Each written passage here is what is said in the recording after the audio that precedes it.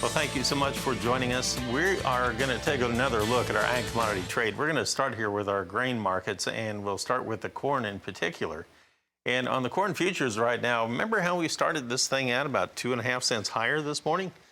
Well, that's pretty much gone now. And we have the July corn currently down 0.5 cent. We're at make it 3.19, so down 1/4 cent. We have December down 0.5 cent at 3.35 1/4. I just wanted to point out the commitment of traders positioning from last Friday afternoon. It shows that the large commodity funds are net short in the corn by 190,152 contracts.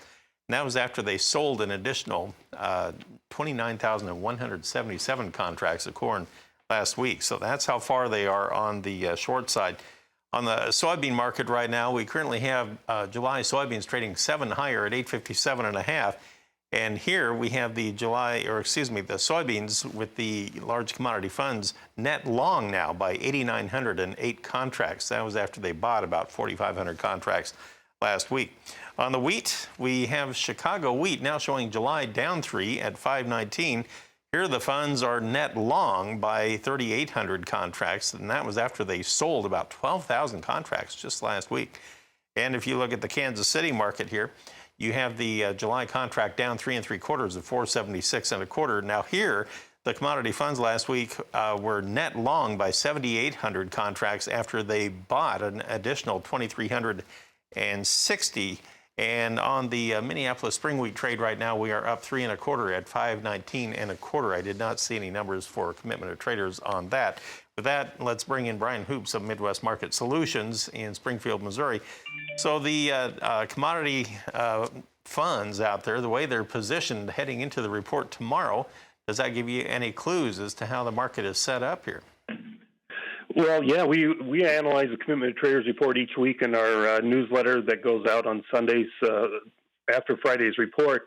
You know, I look at the commitment of traders, and it's somewhat bullish to the corn market, except for the fact that it's not a timing indicator. The commercial is holding some nice net long positions, while the funds are holding a big short position, but they're likely just to add to that short position until we get some sort of a weather threat that could get us out of our short positions. And that didn't occur until about a year ago this week, actually. Then we started to see the funds cover shorts, and a year ago they were short about 190,000 contracts and ended up building a net long of over 300,000 in the next 5 to 6 weeks.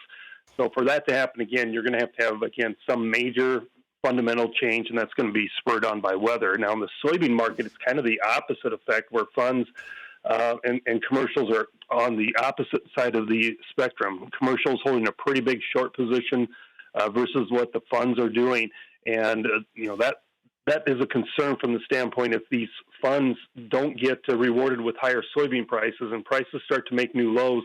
I would look for more liquidation, more selling to develop.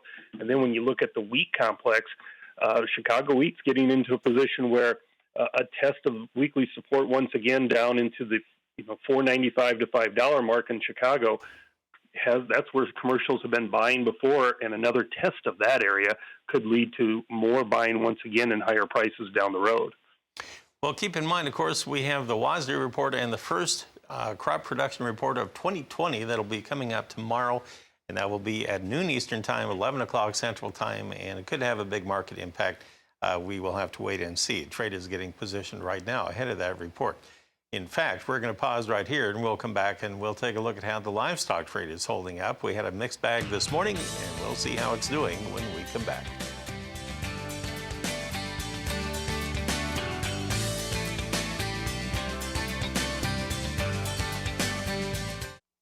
Let's go to the live cattle board here and see what the futures are doing. When we started out, we had the nearby June contract trading about $1 higher while all the other months were lower. Well, boy, that has changed. And now you have the June contract actually down $1.05. We're at 93.60 after a high early this morning of 96.12. Turn around there. And then look at the deferred contracts now. You have the August down 242 at 97.77. And in fact, the October contract is now almost limit down. We're down 297. And the price is at 101.30. It did actually touch limit down a little bit ago. It's not there right now, but boy, oh, so close, only one tick away. On the feeder cattle market, we currently have the feeders with the May down 340 at 124.50. August currently down 287. We're at 134.07. September down $3.10 at 135.05. Lots of pressure in the cattle market right now. On the lean hogs, we have a little bit of firmness on the nearby contracts. May up 20 cents at 67.50. You have June up just 15 cents now at 61.85. And you have all the deferreds about 20 or 30 to as much as 82 cents lower. So let's bring in Brian Hoops once again of Midwest Market Solutions and look at this cattle complex here with the cattle prices turning and doing an about face here today. I've heard several analysts talking about the fact they think maybe the cash trade will turn around and maybe get closer to where the futures have been trading instead of the other way around. Why do you think that would be? Yeah, I agree with that, Marlon.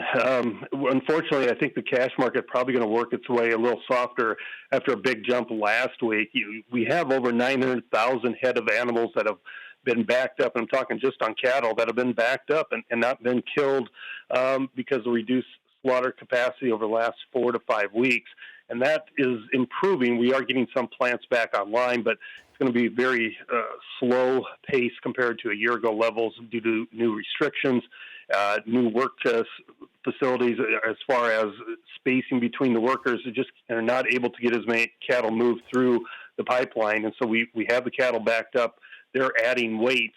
And these feedlots, I think, would take any type of an offer, even if it's a little bit lower money, just to keep these cattle moving through, as long as that's a profitable venture for them. So it's it's kind of a depressing situation for the producer right now. But unfortunately, it looks like the futures are trying to anticipate that cash is going to come down this week. Real quickly, then, why the weakness in the feeder cattle market then? Yeah, weakness in the feeders here. A lot of selling coming into that market as well. It had rallied along with the fat cattle. We're looking at a market that's technically overbought, trying to fill some of its gaps that are left after, I think, Thursday's gap higher opening. Oh, okay, playing the technical game there. Okay, well, thank you, Brian, for talking with us. Brian Hoops happens to be with Midwest Market Solutions, and he is based in Springfield, Missouri. Janet?